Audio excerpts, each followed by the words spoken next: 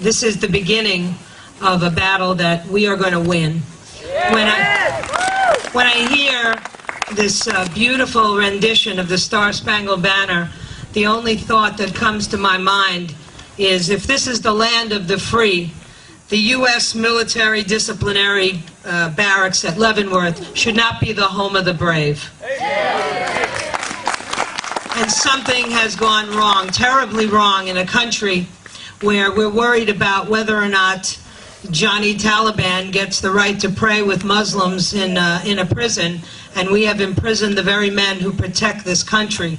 So it's time for us to take back this country. It's time for us to make sure that we're getting the response from the people who are representing us in Washington right now. It's a travesty that there are people sitting on the House Armed Services Committee, including one of the congressmen from my area in Florida, who have done nothing about this case. So we're going to make it impossible for them to continue doing nothing by getting the story out to everybody. Each one of you is your own radio program. There's no place you should go that you don't bring it up. If you have to wear a shirt, if you have to wear a button, if you have to wear a wristband. I wear a wristband every day that says defendmichael.com. And the only thing when people ask me about that wristband after I tell the story is to say that I want to be there the day that Michael cuts this wristband off of my wrist. And it better be soon. But today we have an opportunity to listen to the other heroes, the family members who stand by, who don't understand why what happened happened, but nonetheless remain faithful to the United States of America. It's time for you to hear their stories so that you know what you take back out there with you. Each one of you is going to have a responsibility when you leave here today to make sure that you call into radio programs all over the country and you tell the story. Anytime they're talking about any issue that has to do with the United States military and the rules of engagement and the catch and release policy, you're going to have a story to tell. If you don't know these stories, you go on the website and you find out. But for today, you're going to have an opportunity to hear what it's like to be left at home after you sent your brave son or your brave husband or your brother or your father off to fight in a war to protect the liberties of not just us here at home, but liberties of people all over the world, liberating countries from vicious despots. And to find our men imprisoned is just unacceptable. Oh, you're the news guy. Yeah, I'm the news guy. I'm from New York. I've seen you on television, Access Hollywood. That's right. How about that? I come to you from a strange and foreign land, New York City. And it gets worse, I'm a member of the media there. Yeah, I know. I'm disappointed in them too. I'm actually disappointed if we don't see more cameras out here today and more reporters out here today, but I do thank the ones who showed up. And go ahead. Joyce said something very, very important, and that is to leave this moment with a mission. And that is a mission to get media coverage, because I can tell you what, you are blowing in the wind unless you get some media coverage for this. And I, for the life of me, can't understand why the national news outlets have not picked this up. I don't know, this is right down Fox News's alley. I cannot understand why they haven't picked up this story. So that should be your mission. You know, coming from New York City, I do have a unusual, unique perspective on this whole thing. On the day that the towers came down, and on the day that the Pentagon and a field in western Pennsylvania were ablaze, a call went out across the country for the strong and the brave to go out and get monsters where they live, and the ones that dared to bring that evil to our shore. And tens of thousands responded. Tens of thousands responded. And they did a thankless and treacherous job. They went into hell. And they met evil where it breeds to make sure that it never happens again. They did their job. They were all heroes. They killed monsters. Some of them got medals. Some of them are fighting still. Some of them are home with their families. and 10 were sent to Leavenworth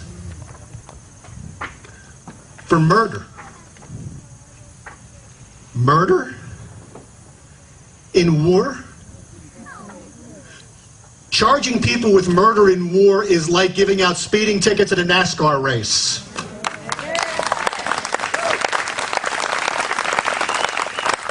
It's like charging a pass rusher during an NFL game with assault and battery. The rules of engagement are so ass backwards, the people out in the field don't know whether to shoot or hug the terrorists. And when they do catch them, sometimes they're told that they have to let them go. They catch them with caches of weapons. They catch them with explosives and detonators, and then they have to let them go because we want to win the hearts and minds. Is this a war or bass fishing?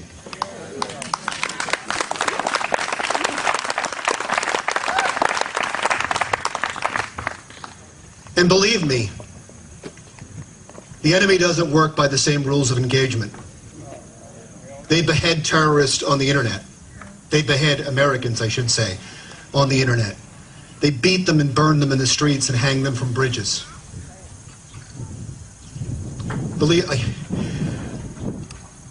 If you read the Al-Qaeda playbook, and there is such a thing, they use our own laws against us. The people know what to say when they're caught to get our men in trouble. It's called lawfare. And it's been extremely successful, and our laws sometimes aid and abet the enemy. I've seen the worst of this, by the way, in New York, when they were going to move the trial of Khalid Sheikh Mohammed to civilian court. He still hasn't been tried. He was caught 8 years ago, and we haven't killed him yet. He admitted to masterminding a plot that killed 3,000 people, and he has not only been tried. The 10 in Leavenworth, they were tried lickety-split. Is that justice?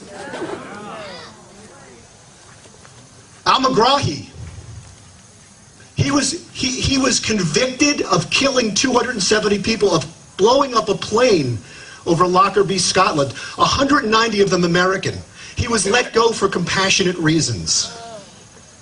He was supposed to have 3 months to live. It's been, well, a year and 2 months, and he's still alive. He's expected to live a long life. He got a hero's welcome in Libya.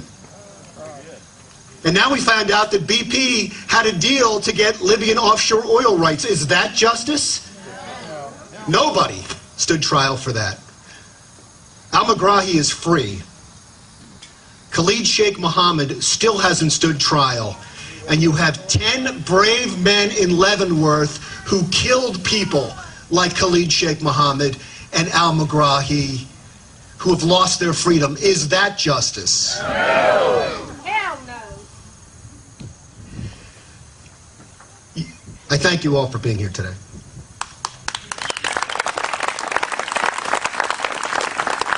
Those men in Leavenworth and the men that responded to the call after the towers came down did so to fight for your freedom. It is your responsibility now to fight for their freedom. Free the Leavenworth 10.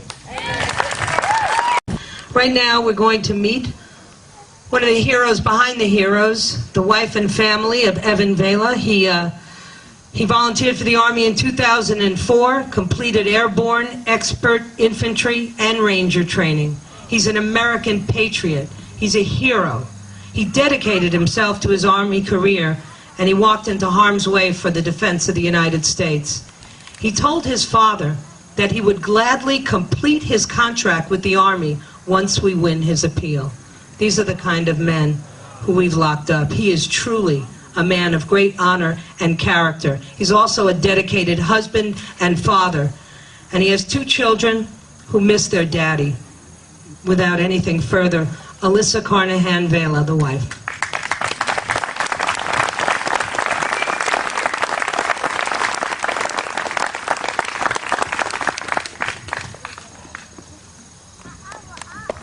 Hello, everyone. We actually right now are just getting ready for Evan's parole hearing. Hopefully it will be next month. So in light of that, I'm going to keep this very short. But I did talk to Evan, and he wrote a letter for all of you that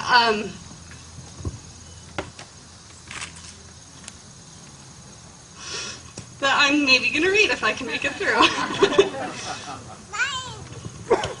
He says, "Hello everyone. I hope that all of you who have traveled to be at this event have arrived without any mishaps or complicated dilemmas. I can't begin to thank all of you enough for coming to this event that has been put together in support of those of us in here now referred to as Leavenworth 10. I wish that I was there to personally read this letter and give you my most sincere gratitude for all that you have done. Your support means more to me than anything else, for it is that support that continually gives me hope. It is your support and freedoms that we fought for, and I would gladly do it again and again. It does my heart wonders each and every time I receive a letter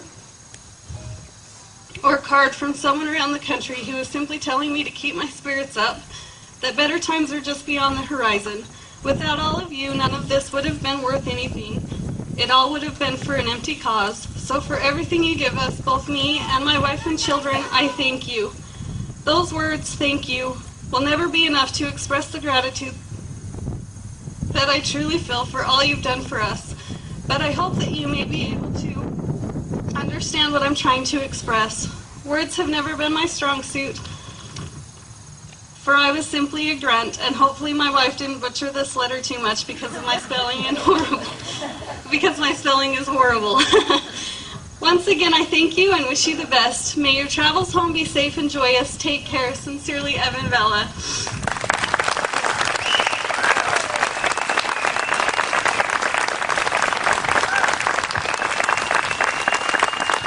Thanks, you guys.